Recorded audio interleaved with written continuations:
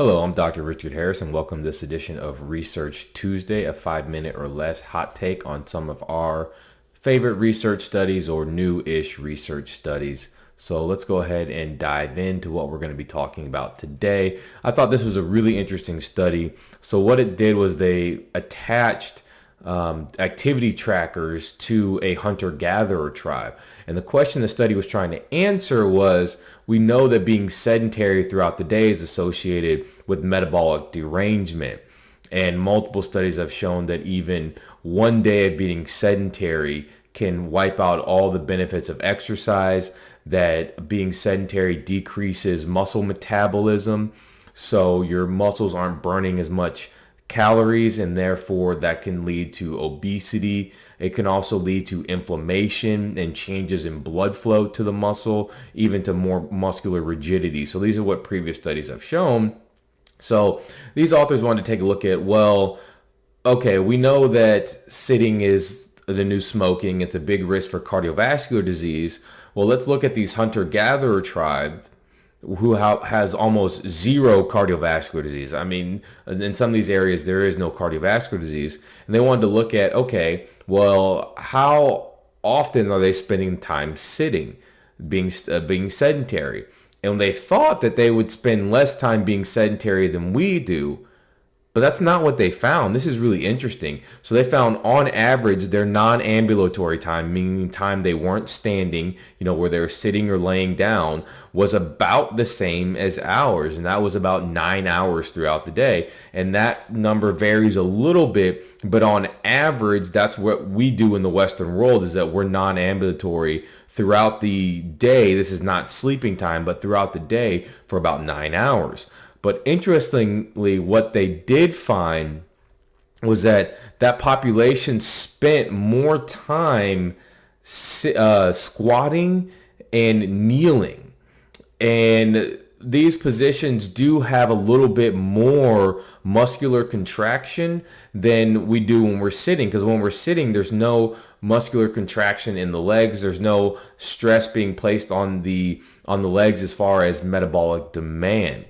And so what they found was that they spent on average about 18% of their non-ambulatory time squatting, and then about 12.5% in a kneeling posture.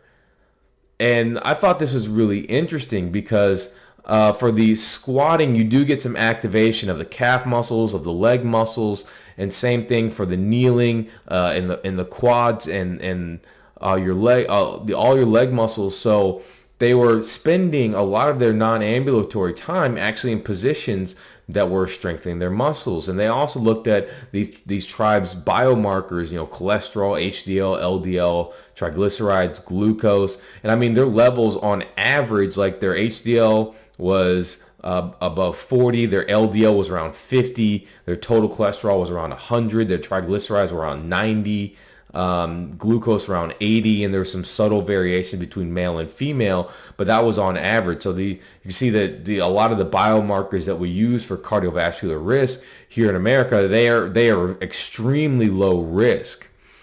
And they do get a lot of intermittent movement throughout the day, a lot of exercise-like activity throughout the day as well. And we know that correlates with blood sugar sensitivity, diabetes, obesity.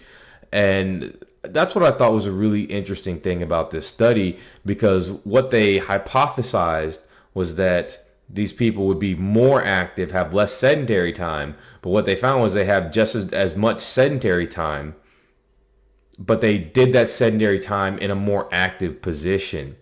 And so when you're in these squatting positions, if you look at data from nerve firing, we call EMG data, these squatting and assisting squatting positions have nerve and muscle activation to about 20 to 40% that of walking. So it's like an active rest. So you are engaging that metabolic physiology in your legs at this time period. So that's what I thought was really interesting. I'm just scrolling through to see if there's anything else that the study mentioned that I want to talk about. Like we talked about previously, we said that being sedentary can alter insulin resistance locally, so you can make you less likely to be able to digest and process carbs. It changes and decreases circulation, so less nutrients are brought to the tissue, more toxins build up. And the authors thought that, a lot of our Paleolithic ancestors, based upon bone data and anthropologic data, they spent more time in these active resting positions, just like we observed in this hunter-gatherer tribe. And for this reason, it's probably why the cardiovascular disease is so rare in these populations, but also osteoporosis is very rare in these populations, because they kept a lot of active stress, good stress, exercise type stress on their muscles and bones.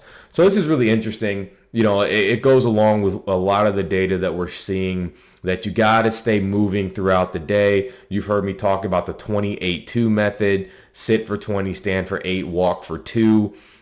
Just to get up and get moving, keep those legs engaged. I just do some active stretching throughout the day as well. I'll get up every 30 minutes and do the 28-2, or I'll just get up and just do some active stretching for a couple minutes and then sit back down. You'll notice it gives you more energy. You feel better. Your posture isn't as tight. You're not getting as much muscular soreness.